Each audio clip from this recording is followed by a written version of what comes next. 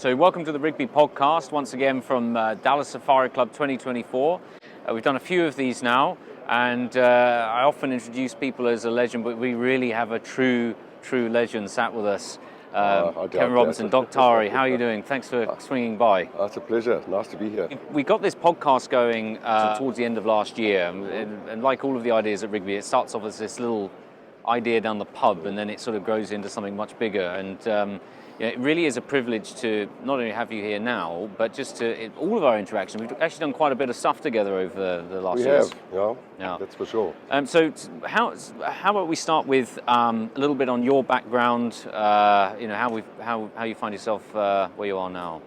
Wow, how long is this podcast going to be? We've got all the time in the world. We can edit out Where to go back? So it goes back to Zimbabwe, the 1990s. When I was working towards my professional hunter's license.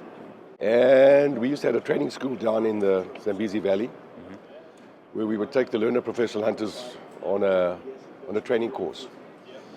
And we would go out and shoot an elephant or a buffalo, and basically an elephant. When the elephant was shot, lie it on its side, skin it, take the front leg off the bones, take the meat off the front leg, cut out the rib cage, cut out the lung, put the front leg back on the elephant, and then drive up with a safari car or a Land Cruiser, and everybody stand on the top and look down at it. And when we'd move the legs to say, okay, this is when an elephant's walking, this is when the front leg's forward, when the front leg's back, look how the humerus covers the heart. And a guy called Lionel Reynolds, he was the Chief Education Officer for the Zimbabwe Professional Hunters and Guides Association. He said to me, hey Kevin, nobody's ever done this before. Why don't you start taking some notes and make some diagrams? Well, that planted the seed, and 4 years later, the perfect shot was born. Yeah. And that book, it was a mammoth effort. It took me 4 hours a day for 4 years to do that book. And it's the sort of quintessential manuscript to hunting. And I think in hunting generally, not just Africa actually, but my experience of hunting everywhere, there's a lot of what I call trust me bro type sort of science behind things, whereas you've really introduced actual science into hunting. Take the skeletons, boil all the bones. But the only thing that I didn't really know the internal anatomy was for a crocodile. Okay. That's one of the species that I had never done at the university. That's one of the species. So I said, well, if I need to do all these animals for my book, I need to cover a crocodile. So I went to the Kariba crocodile farm, and I bought a 1.5 meter crocodile. And I said, okay, I've got a 1.5 meter crocodile. What the hell do I do with it now? So we took it and we just chucked it into a blast freezer. I just froze it. Then on a Saturday morning, I wrapped it up in brown paper, and I walked into the local butcher shop in Kroy, little farming community. I walked in there like I was carrying a surfboard, and the guy said, what the hell you got there? I said, you don't want to even ask. I want you to cut it straight down the middle. So with a bandsaw, we cut it down, and I just took it out, and then that's what I used to make my crocodile anatomy. So I knew where the heart was and the lungs and all that was. So that was a labor of love, but I really enjoyed it. Interesting, flying, we travel a lot for work, and whether it be going on safari or going to some of the shows in South Africa and other southern African countries, and it's more than a couple of times I've been on that plane and there's been someone there with a safari type hat and they're looking a little pocket copy of the perfect shot. I've got a copy, a little reference book going through it. Well, thank God I wrote that, because that book basically paid for my 12 years of college. So really, I didn't know that. We were farmers in Zimbabwe. I was 45 years old. One day you're a wealthy man, the next day you're out on the street with a suitcase. Yeah.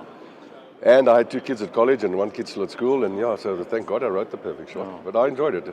Then I did a revised edition. Then I moved to South Africa. Then there were species that I didn't have experience with, like black wildebeest and Inyala and stuff. So I did a revised edition. So I've done it twice, and that it sold. I think it's the sort of book actually that. I've got two children myself. I've got 2 godchildren, nieces and nephews, and it's the sort of book if a young person is into hunting that you would give them on their 16th birthday or something. It really is a fantastic documentation of how to do this properly with real science behind it. And I think it's helped a lot of hunters, and I think it's from the animal point of view as well. I've got a lot of flack in my time to say that you're a veterinarian and you're teaching people how to kill animals, but it's, as you know, hunting is a extremely important part of conservation. Absolutely. It is the most important part of conservation. It's the driving force, the economic engine behind hunting. And if you can get people to hunt better and more ethically, well, then why not? You know? Absolutely. And that I think leads us on really nicely to our joint project, the Rigby Dagga Boy Award, which we were cooking for about 8 years until we brought it to fruition. Well, it's a project that I'm very excited about. Yeah. Because hunting, as you know, I'm a passionate conservationist, and hunting has to... Oh, thank you very much. Hunting has to stand on 4 pillars. It's got to be ecologically sustainable. It's got to be socially sustainable, it's got to be financially sustainable, and it's got to be genetically sustainable. And if you think about it, trophy hunting is dumb. We go out and, if you're a cattle farmer, you put your best bull with your most fertile cows and get rid of the rubbish.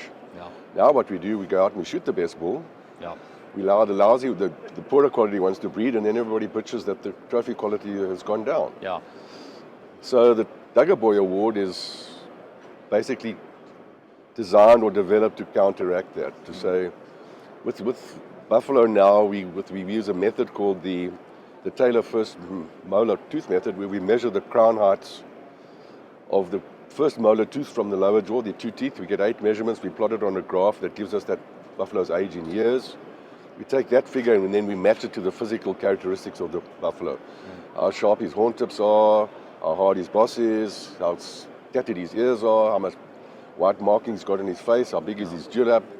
So we know exactly now what buffalo are doing the work. And there's another misconception that most people don't realize it. Every buffalo that's got intact testicles will have testosterone, and that buffalo's natural desire, he wants to breed. But from the buffalo perspective, he has to wait until his boss is hard enough and he's physically strong enough to fight for a right to be a dominant herd bull. And that normally occurs, he's sexually matured about 5 years old, but by the time he's got to wait till he's about 8 before he's developed those. So if you know that if you want to be biologically successful, you're going to have to win a fight, what do? You go to the gym. Yeah. How does a buffalo go to the gym? Well, he takes a bush and he starts fighting it with his horns. That's why we often see buffalo with bark on their horns. And that's equivalent to a person doing push-ups. He's developing his neck and his shoulder muscles. But what that also does at the same time is starts wearing down his horn tips. So as he gets older and as he becomes more socially dominant, his horn tip from the Safari Club International measuring system starts scoring less and less, which is basically a flaw in the system. But we also know that once a buffalo becomes a herd bull, he suddenly finds it's a bit like marriage. It's a hell of a lot harder than you thought it would be. Yeah. So look, the buffalo bulls, the herd bulls, are the defenders of the herd. So they graze at the back of the herd because the herd grazes into and across the prevailing wind. So the bulls normally graze at the backs where because the lions will attack the herd from behind. Not only that, so they're really grazing on grass that's already been trampled. Okay. Plus, when the other herds are resting, a buffalo needs to ruminate. That's to chew the cud for a minimum of 8 hours a day. Wow. And he's got to do that he can either do it when he's standing or when he's lying down. He cannot walk and chew the cud. So when a herd is resting, and I had a really good example of this. My wife and I, we were in the Maniletti Game Reserve, which is in the Kruger Park. And there was a relatively small herd of buffalo lying at a waterhole and all just lying in the mud and resting and ruminating. And there were 2 herd bulls, and they did not stop walking for 5 hours. They walked round and round the herd. And what that meant was that when they should have been keeping their gut and their rumen function going, they were walking. So when they're a herd bull, because they're grazing poorer quality food, they're not spending enough time resting and things like that, they start to lose body condition because the rumens don't function as well as they should. So then he leaves the herd and he goes and joins up with a bachelor herd for a while where they drink beer and eat biltong and watch rugby. And what he does, he then puts on weight again until he's strong enough to re-challenge for a herd. So in a bachelor herd, you can get bulls from 7 years old to 12 years old. And a lot of hunters, a lot of the professional hunters, yes, when I chastise them for shooting a young bull, they said, no, that bull was in a bachelor herd. He said, no, he might have been in a bachelor herd, but he's a bull of breeding age. Yeah. He was just on some R&R. So now with the technology that we've got, we can actually age buffaloes so accurately. And we know for a fact that a buffalo will breed up until the end of their 11th year. No. So when they're in their 12th year, basically, they're a bit like me. They're over the hill and past it. So, and those are the bulls that we should be targeting. Yeah. And the lovely thing about the Rigby Award, there's a fantastic incentive to go and look for those old bulls. Yeah. And no bull gets to be that sort of age without being incredibly smart and clever. Yeah. You know, they've evaded lions, they've evaded hunters all their lives, and they're just incredibly challenging buffalo to hunt. Absolutely. Yeah. Well, for those people who are listening and not watching, just off of camera here, we've just been passed a copy of our Rigby Dagga Boy Award, Volume 1, which is whilst it may not live up to the perfect shot as a document for hunting history, it is an amazing compendium of hunting stories and the sort fantastic. of the final result of something I know that you and I feel so passionate about. And something I want to say, Kevin, is you mentioned before about people asking, you're a veterinarian, how can you be supporting hunting? We know the nuances there, but when you talk about it, there is such, I'm going to use a word here, it's a little bold, but there's such sort of love from you for the buffalo and how you talk about it. It really comes across, and I hope people are also getting this. Well, I just love them. And I live here in Texas now, and I still see buffalo in Texas, so that's fantastic. But I think this award, and I must thank Rigby for thank you for the giving us the opportunity. second time, but I think it's just a wonderful opportunity, and I do believe we are certainly changing public opinion. Yeah, I think absolutely. I remember last year at the show, it got so much attention, this, and it's not, I think perhaps people don't realise at home that how much work went into it. We see each other 2-3 times a year at the shows, sometimes in the elevator going up to the rooms, or we're walking past each other in the aisle, and we kept talking about this, like what's this going to look like? And then we finally sat down and said, let's make it happen, because we have to make. And I think Rigby's as a brand really wants to be seen as nailing its colours to the mast and saying, we should be hunting post-breeding age animals. This is the future of hunting. This is the ethical, moral and right thing to do. We can justify it to the sort of anti-mob, should we call them. And, and then the Rigby Dagga Boy Award was born. I think the thing I love about the actual book is there are so many, there's thousands of hunting books out there written by some very, very capable authors and hunters. And the thing that's so lovely and authentic about this is that there's very little editing in here. These are real stories written by real hunters who are not professional writers. They've just written it directly from the heart, from their hunting journals, with some very nice photos. And there is definitely a repetitive feel in every story, and this is this passion for these Dagga boys. So there's an interesting spin-off on this whole thing. So, we're asking the people to collect the teeth so we can compare the teeth to the age of the buffalo from the different part of the world. And the teeth from the buffalo up in the Nyassa are very much more worn down than they should be for the buffalo of the age. So I'm started talking to operators there to say, we're trying to figure out why it is.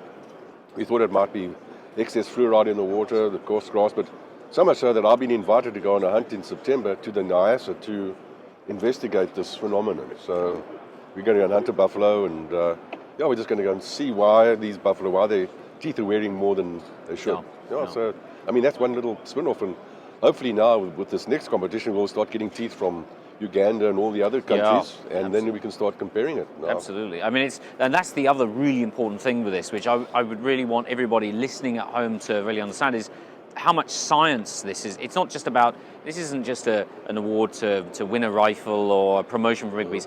This has really got real world science and a desire to change our hunting culture behind it. It's it's much bigger than just Rigby as a company, as a commercial enterprise. It's much, much bigger than that. Oh, for sure. Yeah. I totally agree. Yeah. So I think it's next year, I think is our next, we've already started getting some entries coming through. We've got 7 or 8 inches already, but I hope it's really going to push off this year. Absolutely, and what's been so interesting this year and last year, we had PHs coming by the booth here, and they're saying, I've been doing this show for 30 years, and people are coming along and saying, I want to book a Dagga Boy hunt because I want to win the Rigby Dagga Boy Award. That's remarkable. So that's good for their business as well. Yeah. I think it's just a win-win for everybody. Absolutely. And I know that there was so much effort that went into the judging of these, because how can you possibly judge something? So we brought in top people, yourself, Robin Hurt, who was, what a gentleman of the industry he is. And this year we've invited Buzz Charlton, who was the PH on the winning hunt last year, and I don't know how many, hundreds of hours went into discussing it backwards and forwards and looking at the... a lot of time to judge them, but it's quite amazing. Robin and I, we've got a 4-point scoring system, the age of the buffalo, the ugliness of the buffalo. Yeah. the effort it took to secure the buffalo Yes. and then the write-up. And it was amazing how Robin's scores and my scores over the whole of that competition were within 1 or 2 points of Yeah. each other. It was absolutely amazing. And the guys that were going to win it, I mean, they just jumped out. It's the effort. Yeah, absolutely. And I think that speaks volumes of just the sheer amount of experience that you and Robin share. I mean, you guys are big beasts of the hunting world, if I may say so. Are you figuratively or literally? Yeah, well, both. I mean it with such respect as I'm maybe not a junior guy in the industry. I've been around a little bit myself now, but just, you guys are, superstars walking around the show. I know Robin can't be here this year, but I've seen it, people walking up wanting to shake your hand and autographs and these things. I think that's why I get sick at these shows, because I probably shake 200 people's hands every day. Yeah, absolutely. Absolutely. Well, I think the other thing I wanted to talk about, and so grateful for your time, Kevin, sitting here with us, is how you fit into the Rigby story. I know we've got the Dagga Boy Award, but you've spent so much time on safari in different camps with different people. You've seen a lot of Rigbys come through, both actual manufactured by the company, but also our proprietary calibers. Be really interested in your take on that. Yeah, I think with Rigby, I've been in it right from the start. The first Rigby big game rifle. Yeah. I guided Simon and assisted him with John Late, and we hunted a scrum cap in the Doctari game. Which I think is in the book, actually. It is in the book. Yeah, it is in the book. Yeah. And it just worked. I mean, I'm a great fan of Rigby's. They just work, and that's Rigby's rides on its reputation. Yeah. But what is also very interesting, I spent 5 years in the Kruger National Park at the Southern African Wildlife College, and a lot of the game rangers there have now gone on to 450 Rigby's. Okay. That's their standard carry weapon, and they load that with a 600 grain Dzombo flat nose solid, 2,150 feet per second. And that is just an absolute game changer. Okay. One of my game ranger friends was telling me, Kruger Park's got 30,000 elephants now, which is 10 times too many. Elephants get out of the park, they get into the cornfields that are adjacent, and they have to be managed. And this game ranger walked up to 2 big bulls at night with a spotlight. They put a spotlight on the first bull, and he looked at him and he gave it a frontal brain shot. The elephant just dropped. The second bull turned and ran straight away from him, and the guy kept the spotlight on him, and he gave it a Texas heart shot, and that elephant also just nosedived into the ground. Wow. The next morning when they got there, the bullet had been shot in the frontal of the forehead. The bullet was in the tail. And the bull that had given a Texas heart shot, there was a golf ball-sized lump on its forehead. They cut the bullet and pulled the bullet out. That's extraordinary. Full body length penetration. So this is not hunting, this is problem animal control. Yeah.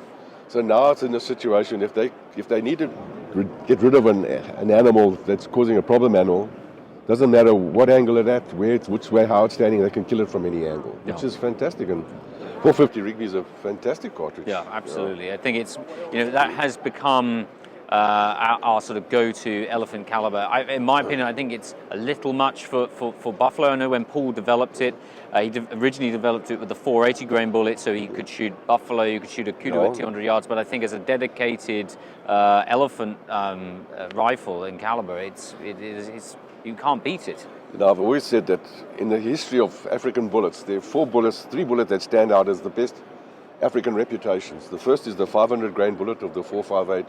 Yeah. The second is the 410 grain bullet of the original 416 Rigby. Yes.